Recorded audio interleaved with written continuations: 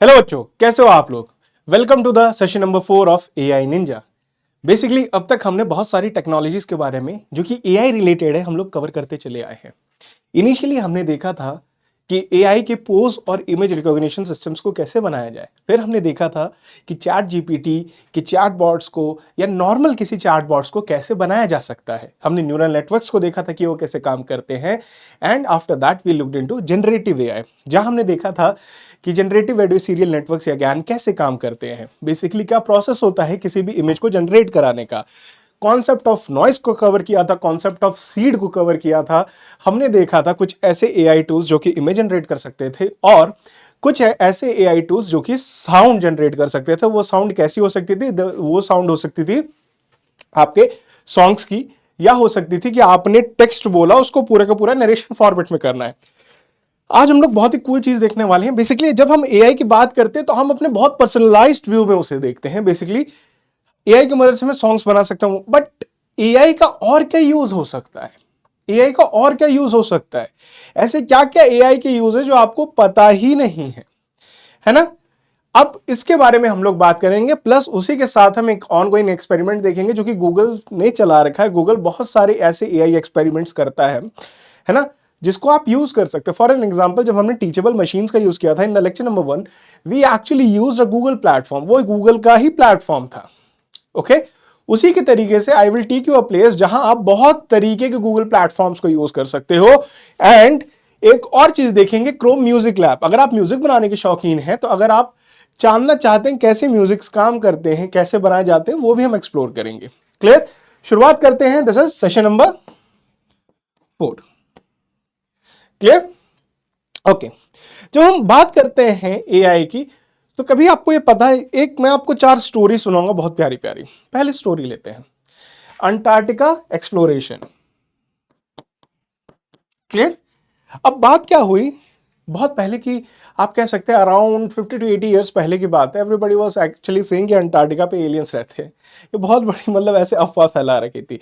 क्यों? क्योंकि वहां साइंटिस्ट लोग जाते थे बहुत बड़े बड़े एक्सप्लोरेशन व्हीकल्स लेके। लोग कहते थे जाते क्यों हैं, बर्फी तो है वहां, जाते क्यों हो आप? लेकिन बाद में उन्हें पता लगा जो साइंटिस्ट एक्चुअली में अंटार्कटिका या आर्टिक या पोलर आइस कैप्स को विजिट करते थे, उनका एक ही वो रहता था एम, कि हम देखें किस रफ्तार से पोलर आइस कैप्स मेल्ट हो रहे हैं। बेसिकली इनका मेल्ट होने के पीछे का कारण ये है ग्लोबल वार्मिंग, है ना। ग्लोबल वार्मिंग इनसे कैसे इफेक्ट कर रही है। अब ये बात आती है कि सर इनके मेल्ट होने से फर्क क्या पड़ता है। देखिए, जितना मेल्ट होंगे उतना ही ज्यादा ये पानी छोड़ेंगे सी में, और उसी के चलते सी लेवल राइज होने लगेगा। ऐसे बहुत सारे आइलैंड्स हैं जो कि आप देखेंगे यूएसए सब कॉन्टिनेंट के अंदर ऐसे बहुत सारे आइलैंड्स हैं जो कि आने वाले 5 साल के अंदर नहीं रहेंगे। बहुत सारे ऐसे आइलैंड्स हैं जो कि पानी के नीचे ऑलरेडी बैठ चुके हैं। ये क्यों हो रहा है? क्योंकि लगातार पोलर आइस कैप्स मेल्ट हो रही हैं और हमारा जो वाटर लेवल है सी का वो लगातार बढ़ रहा है। आपने देखा होगा रिसेंटली, अगर 5 इयर्स का आप डेटा देखें तो बहुत ज्यादा तूफान आने की संभावनाएं बढ़ जाती हैं। उड़ीसा के केस ले लें, बंगाल के केस ले लें, बे ऑफ बंगाल में हर साल लगभग कोई ना कोई नेचुरल कैलेमिटीज आती रहती है, फ्लड्स आती है, टाइफून आ सकता है कभी कभी, या आप बोल सकते हो बहुत ज्यादा तो आंधी तूफान जैसे हालात बहुत ज्यादा टाइम रहते हैं। तो ये क्यों चेंज हो रहा है? अब जब इस सब की बात आती है ना, तो इन सब के पीछे वेरियस फैक्टर्स होते हैं, है ना। तो मेजोरिटी ऑफ जो फैक्टर्स होते हैं पोलर आइस कैप से रिलेटेड होते हैं, या फिर changing weather condition due to आपका ग्लोबल वार्मिंग। अब जब इस एक्सपेडिशंस को लिया जाता था, पोलर आइस कैप्स के एक्सपेडिशन को, it used to cost a lot of money, lot of money. आप सोच भी नहीं सकते, साइंटिस्ट को रहना, प्लस उनके insurance, plus data samples collect करके वापस आना, प्लस वहां तक जाने के लिए जो वेसल्स लगते थे उनको अलग तरीके से डिजाइन करना पड़ता था, क्योंकि वो नॉर्मल सी वेसल्स तो होते नहीं थे। उन्हें ऐसे बनाया जाता था कि वो आइस ब्रेक करके, मोटी मोटी आइस की लेयर्स को ब्रेक करके आगे बढ़ पाए। अगर आप देखेंगे तो ओवरऑल बहुत ज्यादा कॉस्ट लगता था इस प्रोजेक्ट का। तो एक छोटे से एक्सपेडिशन में आपको बहुत पैसा देना पड़ता था। एक्सपेडिशन का एम क्या होता था? वो नापते थे कि आइस ग्लेशियर्स का एक्चुअली में साइज श्रिंक हो रहा है कि बढ़ रहा है ना। या तो बर्फ साइज में बढ़ रही है, टेम्परेचर ज्यादा कम हो रहा है, या टेम्परेचर बढ़ने की वजह से, ग्लोबल वार्मिंग की वजह से उनका साइज कम होने लगा है। क्लियर, यही चीज नापी जाती थी। अब ऑन एन एवरेज क्या होता था कि जब एक ग्रुप जाता था ऑफ साइंटिस्ट, वो 60 to 70 सैंपल्स ही कलेक्ट कर पाते थे, विच मींस वो 60 to 70 मेजरमेंट्स ले पाते थे एक बड़े बड़े आइसबर्ग्स के। आइसबर्ग का साइज बहुत बड़ा होता है ना। अब बात ये आ गई कि यार एक्सपेडिशन कर रहे हो, इतना ज्यादा खर्च कर रहे हो, लेकिन वाई? जब एआई का एरा आया तो जर्मन स्पेस एजेंसी ने क्या कहा, उसने बोला यार हमारे पास है सैटेलाइट, सिंपल सी बात है, वी हैव सैटेलाइट जिसका नाम था Copernicus Sentinel one. Okay, Copernicus Sentinel one. अब इसने बोला ये जो सैटेलाइट है ये इतनी ज्यादा इफेक्टिव है कि ऊपर से बहुत अच्छे से इमेजिंग ले पाती थी, है ना। अब उसने इमेज लिए, उसने इमेज खींचना चालू की पोलर आइस कैप्स की। फिर साइंटिस्ट एक दिक्कत में फंस गए। देखिए, बर्फ पानी के ऊपर तैरती हुई और बर्फ जमी हुई दोनों ही सफेद दिखती है ना। तो जब वो फोटो खींचता था कॉपरनिकस सेंटिनल-1, तो वो ये नहीं पता कर पाता था कि यार ये एक्चुअली में बर्फ फ्लोट कर रही है, टूट के पिघल चुकी है या पिघलने वाले स्टेज में, या फिर एक एक्चुअली आइसबर्ग का पार्ट है। इशू आ गया था वहां। अब इसको खत्म करने के लिए एक एआई मॉडल डिजाइन किया गया जिसका नाम था यूनिट। यूनिट मॉडल पे बेस्ड एक सिस्टम बनाया गया, है ना। ये सिस्टम क्या करता था, इसको इमेजेस दिखाई गई हर एक पर्टिकुलर आइसबर्ग की, जो कि इतने सालों से हम लोग मॉनिटर करते चले आए थे, उनकी इमेजेस देना चालू करी, है ना। जब इमेजेस देना चालू करी तो उस इमेजेस में उसने ये देखना चालू किया कि okay, during this time period उसका साइज कैसे श्रिंक हुआ, और उसी के बेसिस पे अब वो क्या बता सकता था कि किस रेट से साइज श्रिंक हो रहा है। तो यूनिट सिस्टम ने दो चीजें करी थी साइंटिस्ट के लिए। पहली तो ये इस चीज को क्लासिफाई करने में सक्सेसफुल हो गया था कि कौन सा हिस्सा बर्फ का टूट के पानी में मिल चुका है और कौन सा हिस्सा सॉलिडिफाइड है। क्लियर। तो इसकी वजह से क्या हुआ, एक मैं आपको सीन दिखाना चाहता हूं, थोड़ा हम लोग इमेजेस लेते हैं इस चीज को समझने के लिए। देखिए,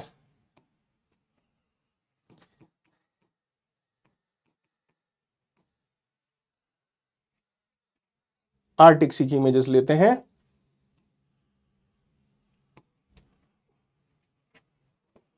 देखिए, अगर आप इस इमेज को देखते हैं, हाँ, इस इमेज को थोड़ा बच्चों ध्यान से देखने की कोशिश करिएगा। अगर आप इस इमेज को देखें तो इस इमेज में आपको दिखेगा कि बर्फ के छोटे छोटे चंक्स हैं, है ना। और बात ये देखना, इस बर्फ के चंक का जो कलर है वो इससे मिलता जुलता है। तो जब सैटेलाइट से आप इमेजिंग करते थे तो बेसिकली अगर बहुत सारे छोटे छोटे व्हाइट डॉट्स ऊपर से देखोगे तो वो एक तरीके का व्हाइट सरफेस ही दिखता था। इसी को आपको सॉल्व करने के लिए यूनिट डिजाइन का एक एआई लाना पड़ा था, जो कि ऊपर से देख के बता दे कि okay, it is actually real iceberg और ये है टूटा हुआ आइसबर्ग का टुकड़ा जो कि मेल्टिंग प्रोसेस में चला गया है। क्लियर, ये है। तो एक एआई का यूज तो ये है जो आपको एक्चुअली में हर साल सेफ रखने के लिए काम आता है। कैसे? आपको वो 1 सेकेंड, हाँ, आपको वो कैसे सेफ रखता है? पोलर आइस कैप्स को मॉनिटर करके, है ना। अब एक कूल चीज मैं बताता हूं। कुछ साल पहले क्या हुआ था, बहुत लार्ज क्वांटिटी में आयरन सल्फेट डंप किए जाने लगा था आपके सी में। जब आयरन सल्फेट डंप करते हैं तो वो रेड रंग का कलर छोड़ता है, बहुत रेडिश कलर का वो सब्सटेंस होता है। तो जब वो डंप कर देते हैं आयरन का सल्फेट पाउडर, व्हाट हैपेंड, वहां पे कुछ समय बाद फाइटोप्लैंक्टन्स होने लगते थे। आपने बहुत सारी ऐसी वीडियोस देखी होंगी जिसमें आप पानी में ऐसे हाथ हिलाते होंगे तो एक ब्लू रंग की लाइट निकलती होगी, दैट इज फाइटोप्लैंक्टन, है ना। अब ये किया क्यों जाने लगा? जब देखा गया लोगों ने कि यार पोलर आइस कैप्स बहुत तेजी के साथ मेल्ट हो रही हैं, तो बात यह है कि हमें अपने एटमॉस्फेयर से कार्बन डाइऑक्साइड हटाना होगा ताकि हमारा ग्लोबल वार्मिंग का इफेक्ट कम हो सके। और बच्चों, बात ऐसी है कि ये जो विंडो है जिसमें आप इसको हटा के एक्चुअली में अर्थ का टेम्परेचर थोड़ा ला सके नीचे, ये बहुत कम है। मतलब आप कह सकते हैं आने वाले 5-6 साल का ही समय बचा है, मैक्स टू मैक्स 10-15 साल का, कि आप इस विंडो में या तो अर्थ का टेम्परेचर कम कर लें, या क्या होगा, इस टेम्परेचर बढ़ने की वजह से बहुत ज्यादा आपके इकोलॉजिकल डिसबैलेंस क्रिएट हो जाएंगे। क्लियर। अब वो डंप जब किया जाने लगा तो उनका एक ही एम था, इस फाइटोप्लैंक्टन की मदद से हम क्या करेंगे, जो एटमॉस्फेयर में प्रेजेंट कार्बन है उसे हम सोखेंगे, क्योंकि सी के अंदर ये कैपेसिटी है कि अर्थ जितना कार्बन डाइऑक्साइड एब्जॉर्ब करे, सी उससे कई गुना ज्यादा कर सकता है, वो इन्हीं फाइटोप्लैंक्टन्स की वजह से। ओके, ये कार्बन डाइऑक्साइड जैसी चीजों को या मीथेन जैसी चीजों को अपना बनाते हैं फूड। क्लियर। और उसके बाद इन्वायरमेंट में जितनी भी CO2 होती है उसका लेवल कर देते हैं कम। ओके, अब इस चीज पे बैन लग गया। फाइटोप्लैंक्टन्स को पनपाने के लिए आप कह सकते हैं आयरन सल्फेट को डंप करने के लिए बैन लग गया। क्यों लगा? क्योंकि देखिए अब फाइटोप्लैंक्टन्स की आपने तादाद बहुत ज्यादा बढ़ा दी, जिसकी वजह से कार्बन कंजम्पशन सी का बहुत ज्यादा हो गया, मतलब इन्वायरमेंट में कार्बन डाइऑक्साइड की वैल्यू कम होने लगी। उसी के उपरांत क्या हुआ, कम होने के साथ ही साथ आपका टेम्परेचर भी कम होने लगा। बट द सेम केस हुआ क्या, आपने वहां के इकोलॉजिकल सिस्टम को डिस्टर्ब कर दिया, है ना। तो इसके ऊपर हुआ एक कि भैया आप रिसर्च करें, there has to be a research जो एक्चुअली पता लगा what is the long term effects of dumping iron sulphate into marine life, marine life पे क्या इफेक्ट पड़ेगा। But at the end of the day ये सारे steps क्यों लिए जा सके, क्योंकि आप पोलर आइस कैप्स को मॉनिटर कर पा रहे थे, आप रियल टाइम में उसे मॉनिटर कर पा रहे थे कि ठीक है हर दिन कितने आइस कैप्स टूट रहे हैं, है ना, कितने आइसबर्ग्स टूट के खंडित होकर पानी में मिल रहे हैं, किस दर से आपके पानी का लेवल बढ़ रहा है। ये सारा जर्मन साइंस स्पेस एजेंसी के बनाए गए इस सिस्टम की वजह से हुआ था। क्लियर? आगे चलते हैं। देखिए AI has been trained to measure the changes in iceberg 10,000 times faster than the human could do it. This helps scientists to understand how much melt water iceberg release into the ocean, a process accelerating the climate changes as the atmosphere warms. जैसे जैसे atmosphere warm हो रहा है ये चीज बढ़ती जा रही है। तो AI का एक केस तो आपने ये देखा, है ना। अब डिफॉरेस्टेशन, क्लियर? डिफॉरेस्टेशन एक कंपनी है स्पेस इंटेलिजेंस, स्पेस इंटेलिजेंस एक कंपनी का नाम है बेटा, एक कंपनी है, क्लियर। इसने क्या किया, इसने एक सिस्टम बनाया, इसने एक सिस्टम बनाया, इसने अगेन सैटेलाइट की मदद से, गूगल इमेजेस की मदद से इसने क्या किया, इसने देखा वेजिटेशन क्या था, कितने अमाउंट में फॉरेस्ट है और वो किन किन एरिया में बहुत ज्यादा हाईली पॉपुलेटेड थे। वंस वो पता लग गया उसके बाद इसने क्या किया, इसने हर साल की इमेजेस को एक AI को देना चालू किया। AI ने बताया किस रेट से कहां डिफॉरेस्टेशन हो रहा है। AI ने यह भी प्रिडिक्ट करना चालू किया कि आने वाले 5 से 10 साल के अंदर कौन से ऐसे एरियाज होंगे जिनके अंदर डिफॉरेस्टेशन बहुत ज्यादा होगा। अब इस मॉडल का यूज क्या किया गया, इस मॉडल का यूज किया गया उसी तरीके से उससे लड़ने के लिए। अब एक एग्जांपल बताता हूं, नाइजीरिया, जिम्बाब्वे, ये सारे देशों में आपने देखा होगा बहुत ज्यादा आपको ऐसे चीजें मिलेंगी जहां पे बहुत ज्यादा डेजर्ट टाइप कंडीशन होती है और वहां पे एक पेड़ होता है जिसे कहते हैं अकेशिया, अकेशिया ट्री। तो आप देखेंगे ना जो चरवाहे होते हैं वहां के, वो गोल कंचे जैसी एक शेप की गोली होती है जिसके अंदर अकेशिया ट्री का सीड होता है, वो चारकोल पाउडर में ऐसे रोल किया हुआ होता है। तो वो चराएंगे और ऐसे ऐसे फेंकते चलेंगे, है ना। उसका एक बहुत बड़ा कारण है, वो चाहते हैं कि रिफॉरेस्टेशन करके वो इस जो क्लाइमेट है, डेजर्ट टाइप क्लाइमेट, उसे चेंज करके थोड़े एक हैप्पी एनवायरनमेंट में बना दें। क्लियर? तो ये सारे स्टेप्स कैसे लिए जा सके, जब आपके पास ऐसा इनिशिएटिव हो तो वो देख सके कि real time what changes are actually occurring due to these climatic conditions. Okay, deforestation की वजह से क्या क्लाइमेटिक कंडीशंस हो रही हैं और how to stop it in the upcoming future, what will be the areas that will be highly affected due to the deforestation, all those things, how it happens with the help of a company, Space Intelligence, that created a software for it. Space Agency, as a company based in Edinburgh, Scotland, says it will be working more than 30 countries and has mapped more than 1 million hectare of land from space using satellite data. Clear? और ये क्या करती है, satellite images and ecological experiment and also being used to map the impact of deforestation on the climatic crisis. जब हम बात करते हैं ना, देखो बहुत लोग कहते हैं क्लाइमेट चेंज हो रहा है, हम लोग को तो ये समझ में आता है गाड़ी चला रहे हैं चेंज हो रहा है ना, पॉल्यूशन हो रहा है। But on the other hand climate change का बहुत बड़ा फैक्टर डिफॉरेस्टेशन है, मरीन लाइफ का डिस्ट्रॉय होना है, पोलर आइस कैप्स का मेल्ट होना है ना। उसके अलावा आपकी जो मीट इंडस्ट्रीज हैं जो कि बहुत ज्यादा मीट प्रोड्यूस करते हैं, बहुत ज्यादा high amount of methane produce करती हैं। क्लियर? ये सारे फैक्टर्स हैं, बहुत बहुत मेजोरिटी में फैक्टर्स वो हैं जो आप जानते भी नहीं हैं। क्लियर? अब इन सबको मॉनिटर करने के लिए लोग AI के सिस्टम्स को ला रहे हैं। एक और लेते हैं, एक प्रोजेक्ट है IKI। हर साल अफ्रीका में बुरुंडी, देखिए बुरुंडी, चैड और सूडान, ये ऐसे एरियाज हैं अफ्रीका कॉन्टिनेंट के जो कि बहुत ज्यादा क्लाइमेट की मार झेलते। कभी बाढ़ आ गई, कभी भूकंप आ गया, कभी लोग कहीं क्लाइमेट में फंस के मर रहे हैं। तो यहाँ पे अगर आप देखेंगे बहुत ज़्यादा, प्रीवियस ईयर की अगर आप बात ले लें तो अप्रॉक्सीमेटली $1.2 बिलियन का नुकसान हो गया था क्लाइमेटिक कंडीशन की वजह से, क्योंकि इतना ज्यादा वेदर कंडीशन हार्श हो जाता है अचानक से। आप इसे कहते हैं सरप्राइज फ्लड्स, है ना। सरप्राइज फ्लड्स नाम की भी एक चीज होती है, जो छोटी छोटी आपकी सूखी हुई नदियां होती हैं, है ना। लोग वहां जाते हैं, थोड़ा थोड़ा पानी रहता है, उसे पीने जाते हैं अपने चरवाहों लेके, अपने जानवरों को लेके, बट सडनली वहां फ्लैश फ्लड्स आती हैं। फ्लैश फ्लड्स आती हैं, उनका मेन आने का कारण यह है कि कहीं बहुत ज्यादा बारिश हो गई, एकाएक पानी बहुत ज्यादा बढ़ा और वो आने लगा। एज अ रिजल्ट क्या होगा, लोकल एनवायरनमेंट बर्बाद हो रहा है ना, लोग मर रहे हैं। तो इन सबको एक तरीके से एक इमरजेंसी सिस्टम या एक तरीके से अलर्ट करने वाला सिस्टम बनाने के लिए IKI प्रोजेक्ट का यूज किया गया था। ठीक है, ये क्या करता था, प्रिडिक्ट करता था वेदर पैटर्न्स। ये प्रिडिक्ट करके बताता था कि हाँ यार, अचानक से यहां बहुत ज्यादा बारिश होगी तो बहुत ज्यादा चांसेस हैं कि आसपास वाले रीजन में बाढ़ आ सकती है। जैसे आप यहां पे कहते हैं बादल फटना, वहां बादल फटने जैसे केसेस होते हैं, लेकिन वहां क्या होता है, वहां एकदम से इतनी ज्यादा बारिश होती है कि फ्लैश फ्लड्स क्रिएट हो जाते हैं। और वहां पे इंफ्रास्ट्रक्चर इतना मजबूत नहीं है बच्चों। वहां पे क्या है, आप देखेंगे मड हाउसेस ज्यादा होते हैं, या हाउस के जो नीचे की नींव होती है वो सेटल्ड प्लैंड पे नहीं होती है। जैसे कि अगर आप देखेंगे ना, घर बनाने के प्रोसेस में आप नींव बनाते हो, उसमें मिट्टी भरते हैं, उसको पक्का करते हैं, फिर घर खड़ा करते हैं, वो प्रोसेसेस वहां नहीं होते। क्लियर।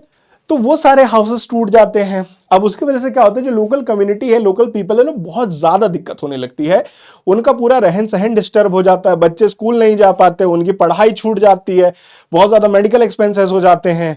और फिर ऐसे कंट्री में जहां आप कह सकते हो उतना ज्यादा इकोनॉमिक ग्रोथ ना हो, ये सारी चीजें बहुत ही ज्यादा दर्दनाक है ना। इसी के चलते IKI प्रोजेक्ट्स को लाया गया। अभी करता क्या था, ये प्रिडिक्ट करके उनको बताता कि प्लान करो भैया, तुम इसको अवॉइड कैसे करोगे, प्लान करो अवॉइड कैसे करोगे।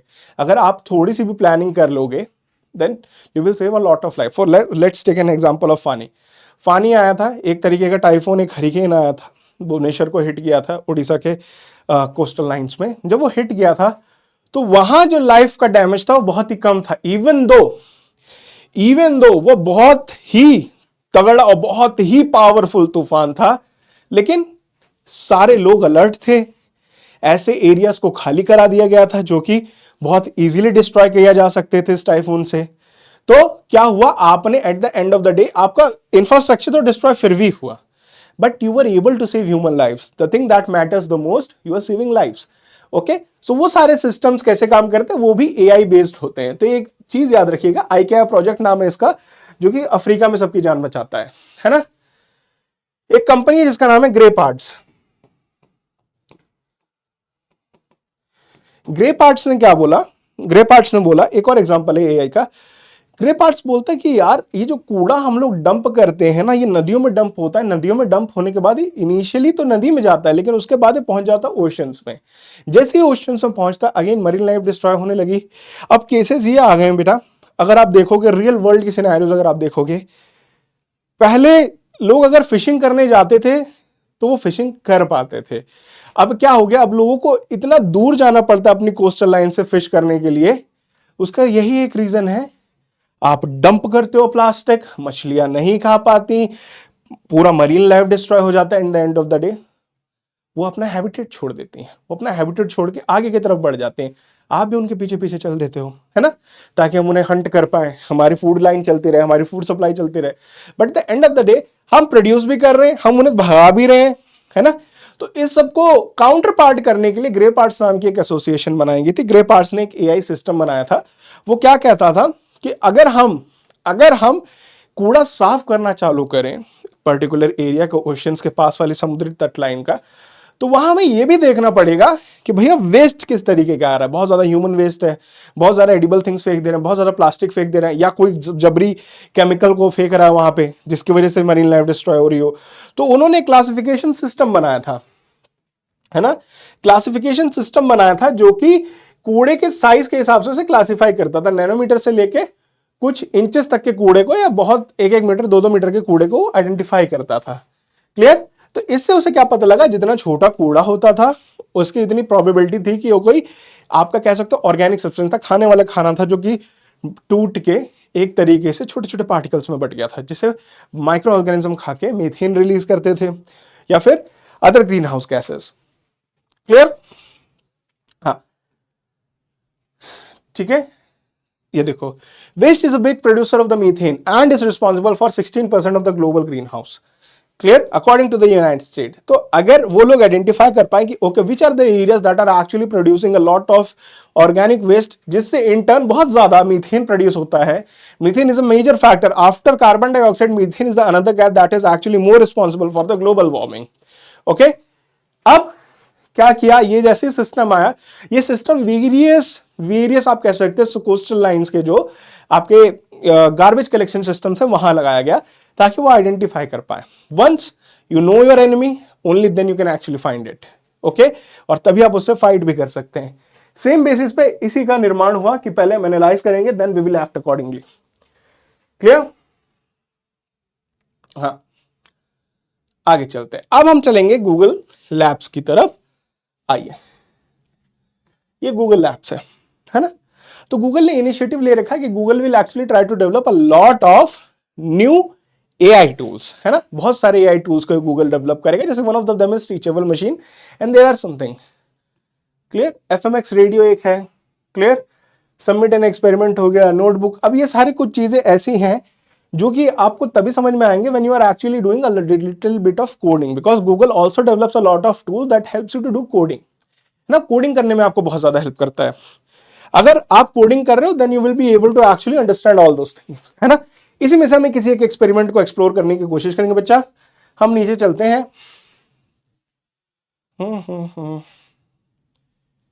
हाँ, एक है जेन टाइप, ट्राई इट करते हैं। क्लियर, साइन इन कर लीजिए गूगल से।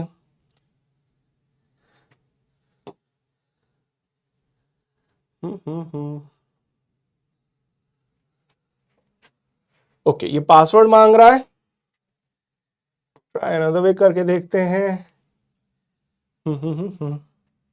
Let's do one thing.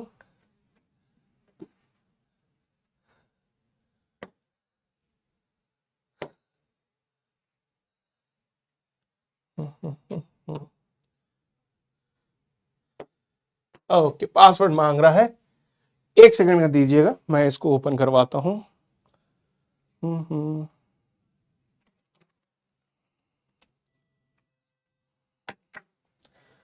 Let's open this website and then we will explore. Give me 2 to 3 minutes. I will be actually able to open it. Pause करना है इसे 1 minute, password डालना है।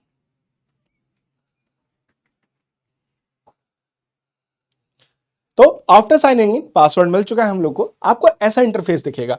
अब यहाँ करेंगे क्या, देखिए, जैसे आप इमेज जनरेट कराते थे, आप एक पर्टिकुलर स्टाइल की इमेज जनरेट कराते थे कि ठीक है it should be an animated style images, realistic हो सकती है, सिनेमैटिक हो सकती है। उसी तरीके का सेम कॉन्सेप्ट है but it is for alphabets. Okay, आपने बहुत सारे गाने देखे होंगे जिसमें लिरिक्स आती हैं, तो लिरिक्स के लिखने के जो अंदाज होता है, फॉन्ट्स होते हैं, वो बहुत अलग अलग स्टाइल के होते हैं। तो जेन टाइप क्या कर सकता है, जेन टाइप एक्चुअली में आपके रियल टाइम में लिरिक्स लिखने में आपको हेल्प कर सकता है, जो कि आपके लिरिकल वीडियोस के लिए बहुत ज्यादा अच्छा हो सकता है। एक एग्जांपल लेते हैं, मैं यहां लिखता हूं जेन टाइप से, मेरे को चाहिए फायरफ्लाइज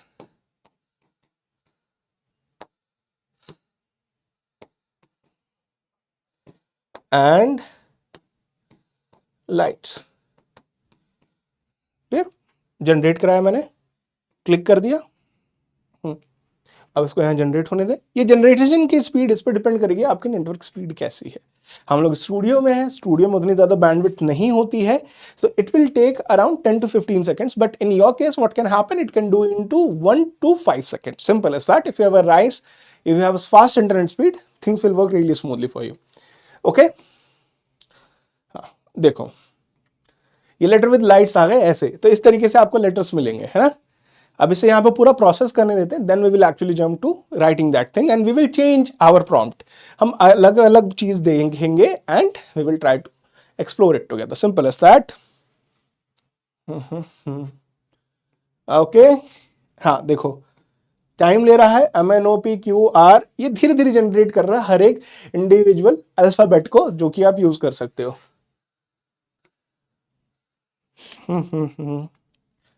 तो कितना प्यारा लग रहा है, वी तो बहुत अच्छा लग रहा है, XW, है ना। अब ये सारे मेरे अल्फाबेट्स जनरेट हो गए, यहाँ लास्ट वाले को होने देते हैं, then we will actually write something on the platform. यहाँ पे हम टाइप करते हैं, चलो मैं यहाँ से टाइप करता हूँ, हेलो बच्चों,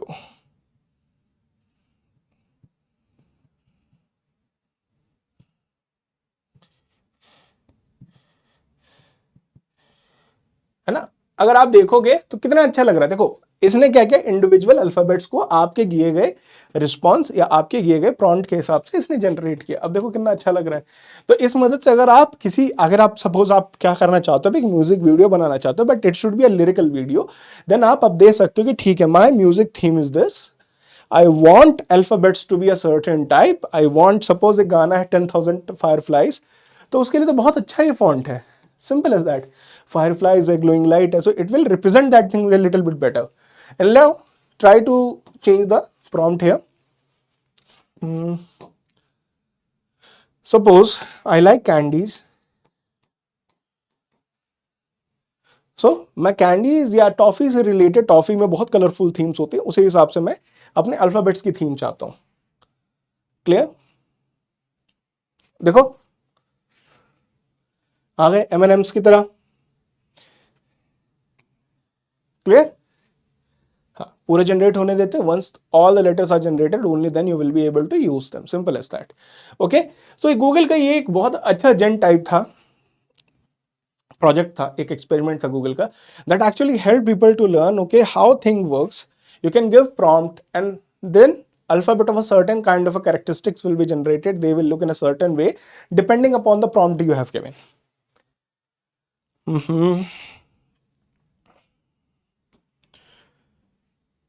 आर पे आ गए हैं, एस, थोड़े ही बचे लेटर्स, यू, यू मिस कर दिया इसने, V, W, X, Y and Z, दो और होंगे, then we can actually use it.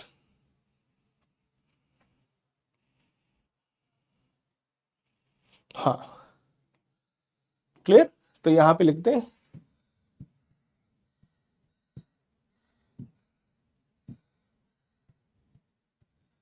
Clear. अब देखो क्या हुआ, कितना अच्छा लग रहा है ये। तो आप इसको यूज करके आप ऐसे बहुत सारे फॉन्ट्स है वो बना सकते हैं। अगर आपको समझ नहीं आ रहा सर इसे मैं कैसे यूज करूं, स्क्रीनशॉट लेना और इसको यूज कर लेना अपनी पीपीटी या किसी चीज में। So it will help you to actually customise and look, you can say you can create a projects or PPTs or presentation that will have a certain kind of a font that you can use this. Okay, clear? अब ये एक तो जेन type एक चीज है, उसके अलावा भी हम कुछ और देखते हैं। ये जेन डायनो करके जो हमारे पास गेम था, गूगल क्रोम का डायनासोर गेम था, उसे थोड़ा अपग्रेड कर दिया गया था जेन डायनो से, लेकिन अब ये फिर से आप कह सकते हो डेवलपमेंट फेज में चला गया, इसे हटा दिया गया, कुछ टाइम बाद ये फिर आएगा। तो अगर आप इस ऑप्शन पे करोगे तो ये थोड़ा काम नहीं कर सकता, तो घबराने की बात नहीं है। वीडियो एफेक्ट्स एक और फीचर है जो कि आने वाले समय में आपके साथ प्रेजेंट होगा, जैसे Sora.ai है ओपन एआई का, जो कि बहुत अच्छा सिनेमैटिक वीडियोस बनाता है, उसी के कंपैरिजन में इसे लाया जा रहा है ना।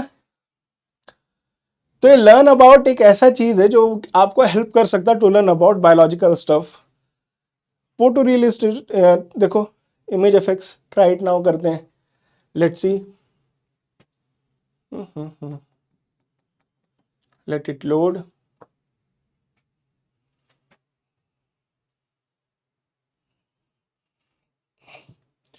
साइन इन विद गूगल कर दीजिए।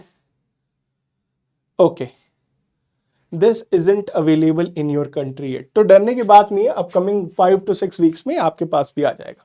सो आपको इस वेबसाइट को लगातार एक्सप्लोर करना है। आज ही जैसी दिखती है ऐसा नहीं कि जरूरी नहीं है कल भी वैसे ही दिखेगी। आने वाले 2 या 3 वीक्स पे इस पे बहुत ज्यादा गूगल के एआई टूल्स आ जाएंगे। और एक और वेबसाइट है जिसे कहते हैं Google deep minds. Google deep minds actually में एक ऐसा प्लेस है जहां आप वो एक्सपेरिमेंट्स देख सकते हो, वो प्रोडक्ट्स देख सकते हो जो कि गूगल बेचता है दूसरी कंपनियों को, है ना। उनमें भी आप एक्सप्लोर कर सकते हो। अब एक और चीज है, एक और जगह चलते हैं हम लोग। हम्म,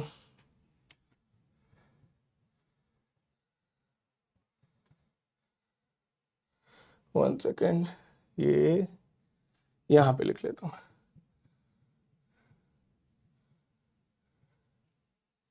एक क्रोम म्यूजिक लैब करके एक वेबसाइट है। ये वेबसाइट क्या करती है, ये वेबसाइट गूगल के ऑडियो इंजीनियर्स ने बनाई है, बेसिकली उन लोगों ने बनाई है जिनका बहुत अच्छे म्यूजिक में करियर था।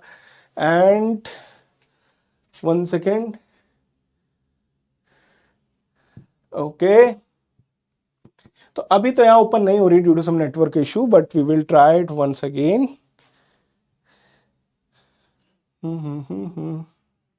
क्लोज द कनेक्शन, यहाँ नेटवर्क का इशू है, इट इज नॉट वर्किंग।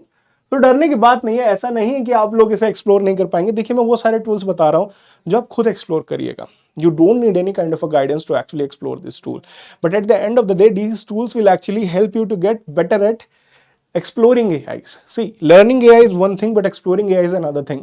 आप पैसा नहीं देना चाहेंगे किसी भी एक AI टूल के लिए, आप इस फेज में हैं, आप बच्चे हैं, आपको लगेगा कि यार मैं क्यों इतना हैवी अमाउंट दूं। So you have to learn another skill, that how to explore and how to actually know about new AI tools. Start looking for them. Okay, every kind of AI tool is there. PPT Maker, Camera, OpenCV, everything. Clear? तो ये बहुत छोटा सा lecture था जो हमने देखा, हमारे AI जर्नी को हमने यहाँ कंप्लीट किया, जो AI का एक तरीके से क्रैश कोर्स था। And after that we are going to go in a phase जहां हम लोग बात करने वाले हैं स्क्रैच की, ब्लॉक कोडिंग की, है ना। हम लोग गेम्स बनाना देखेंगे। We will start with animation, basic game development, advance animation and then advance game mechanics. Simple as that.